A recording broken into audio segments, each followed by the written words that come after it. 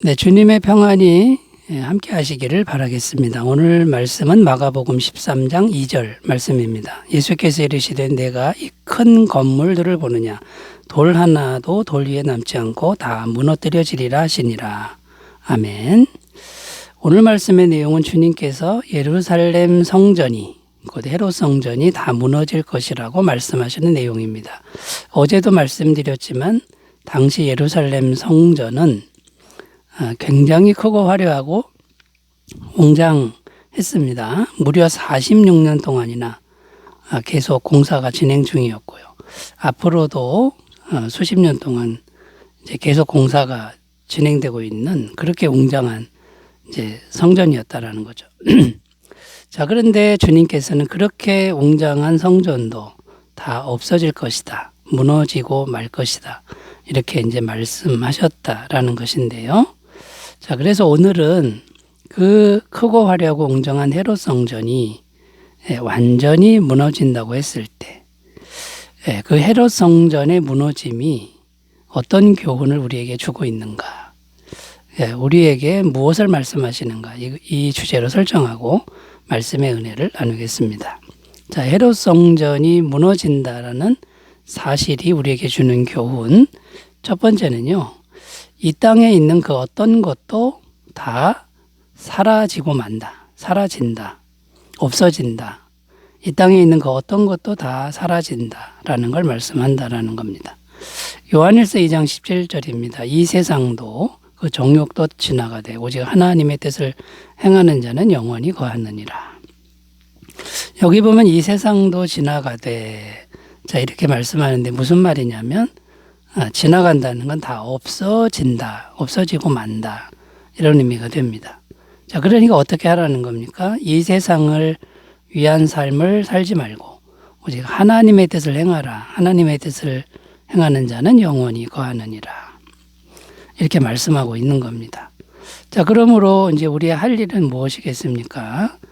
첫 번째는요, 세상의 화려함을 목표로 사는 삶을 청산하라. 청산해야 된다라는 것이죠. 세상의 화려함을 목표로 사는 삶의 결말은 없어지고 만다. 허무함만 남을 뿐이다 라고 말씀하는 겁니다. 디모데전서 6장 7절 우리가 세상에 아무것도 가지고 온 것이 없음에 또한 아무것도 가지고 가지 못하리니. 남는 게 아무것도 없습니다. 우리의 인생은. 아무리 화려한 걸 가져도요.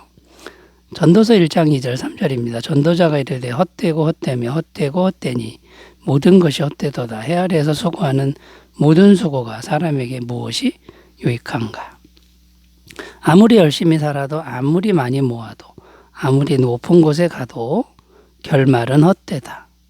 그냥 헛되다가 아니라 헛되고 헛되며 헛되고 헛되니 모든 것이 헛되도다. 다 사라지고 만다. 그러니까 세상의 화려함을 목표로 살지 말라. 이런 의미가 되고요.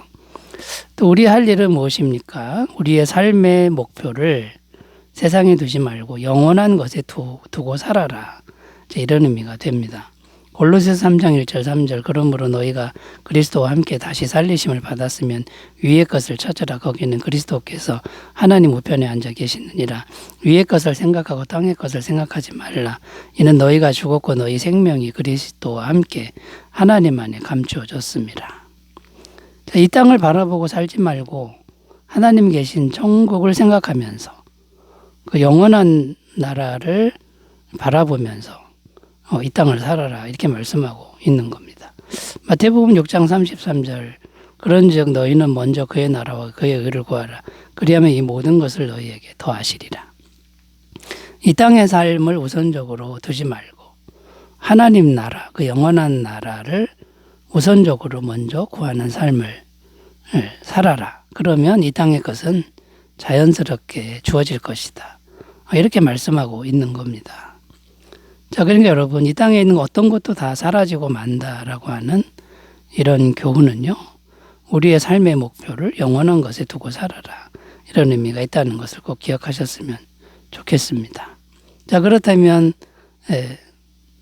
오늘 하루, 지금 우리는 어떻게 살아야 하는 걸까요? 오늘을 어떻게 살아야 하는 걸까요? 하나님과 동행하는 것이다라는 겁니다.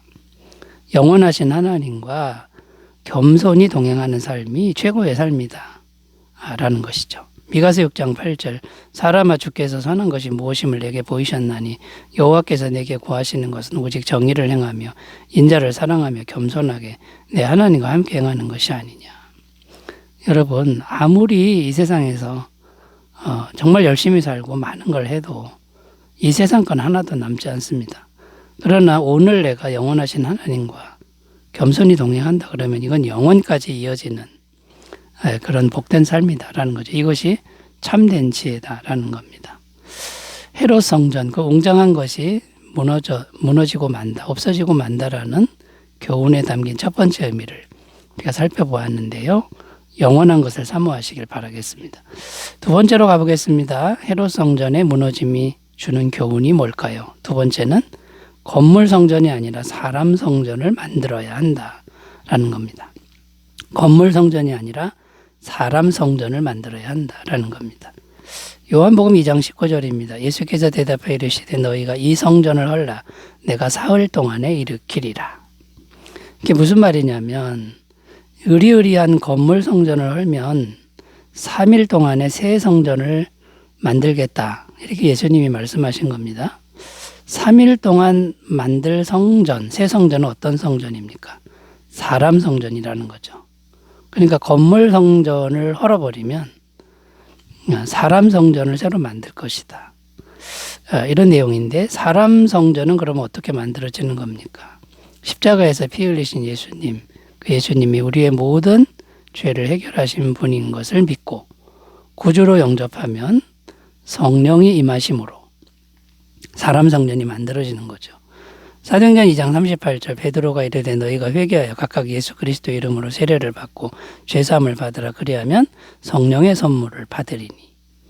십자가에 피 흘려 죽으신 하나님의 아들 그 예수님을 영접하면 죄사함을 받고 성령을 받는다.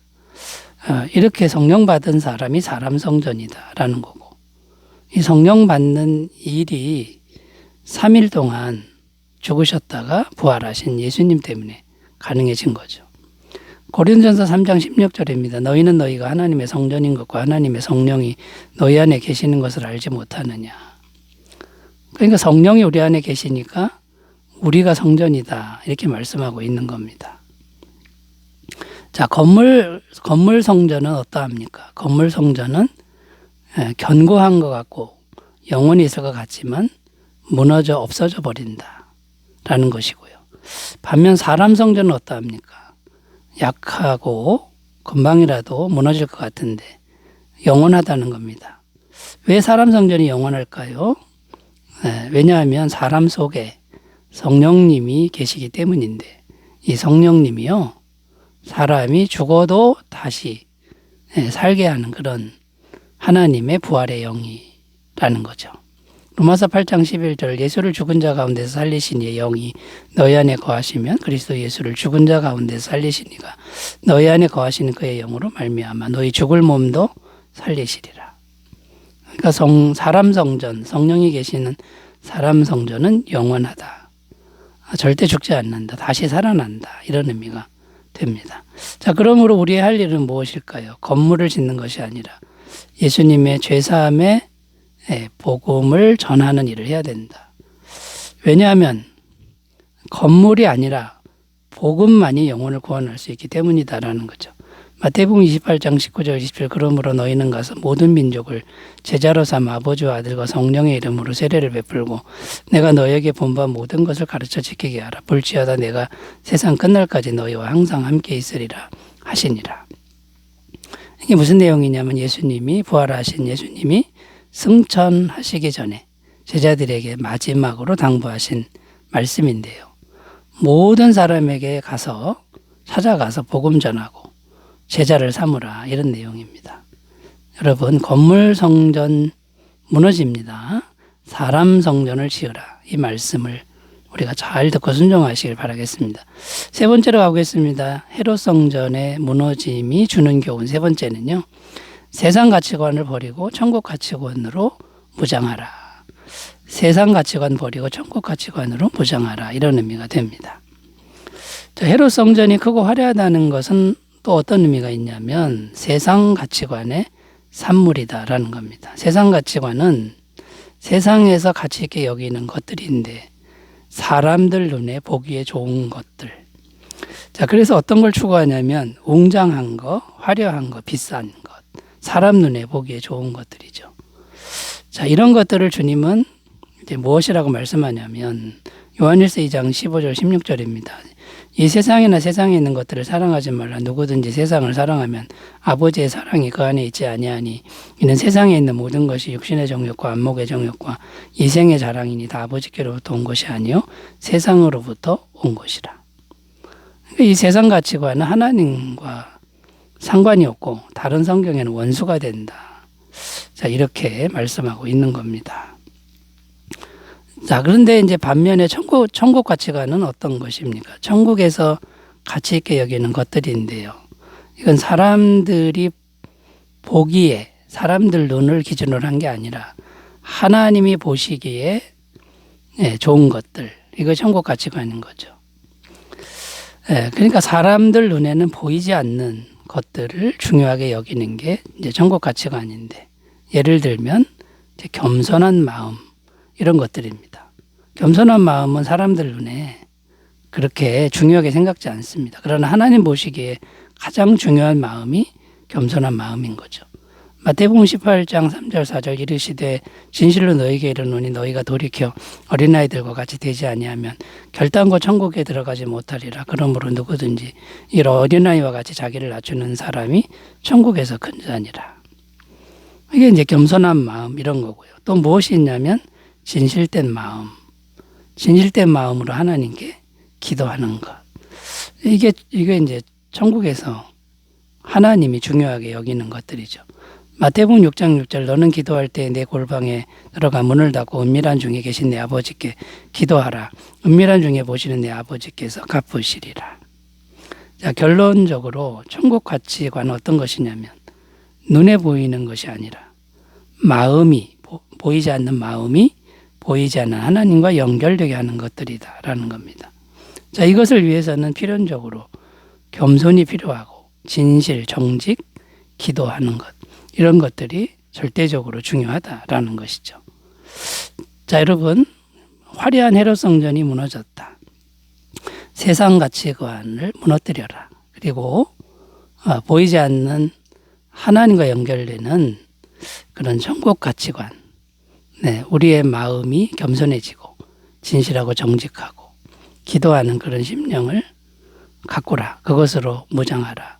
이런 의미인 것을 우리가 잘 받아들여서 헤롯 성전이 무너지는 이 세상에 지나치게 집착하지 말고 하나님을 바라보면서 살아가시기 바라겠습니다. 기도합니다. 하나님 아버지, 이 땅에 살지만 하나님과 겸손하게 동행하며 천국을 바라보며 살게 하옵소서. 예수님의 이름으로 기도드립니다. 아멘. 주의 은혜 충만하시기 바라겠습니다. 감사합니다.